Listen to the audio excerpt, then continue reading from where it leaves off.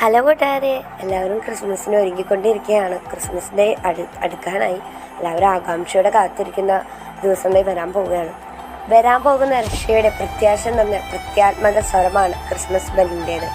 അതുപോലെ തന്നെ ക്രിസ്മസ് ആകുമ്പോൾ നമുക്ക് ചുറ്റും കേൾക്കുന്ന ആരവങ്ങളും ആഘോഷങ്ങളും പിന്നെ നമ്മുടെ ഉള്ളിലുള്ള ആകുലതകളും വിഷമങ്ങളും അല്പനേരമെങ്കിലും ആശ്വാസവും നൽകുന്നുണ്ട്. പലപ്പോഴും നമ്മൾ അങ്ങനെ തന്നെയാണ്. സാഹചര്യങ്ങൾക്കൊത്ത് നമ്മളും നമ്മുടെ മാനസികാവസ്ഥയും മാറിക്കൊണ്ടിരിക്കുകയാണ്. ചിലപ്പോൾ വന്നത് പോയ സഹനങ്ങളെ ആലോചിച്ച് നമ്മൾ സമയം കഴിച്ചു കൂട്ടാറുണ്ട്. ഏതൊരു ദുഃഖവിളിക്ക് ഒരു ഈസ്റ്റർ ഉണ്ടല്ലോ.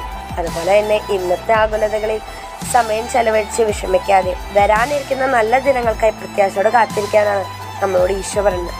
നമ്മുടെ ഈശോ എങ്ങനെയാണ് പറയുന്നത്? നമുക്ക് വെളിപ്പെടാനിരിക്കുന്ന മഹത്വത്തോട് തുലനം ചെയ്യുമ്പോൾ ഇന്നത്തെ കഷ്ടതകൾ നിസ്സാരമാണെന്ന് ഞാൻ കരുതുന്നു. റോമ 8:18.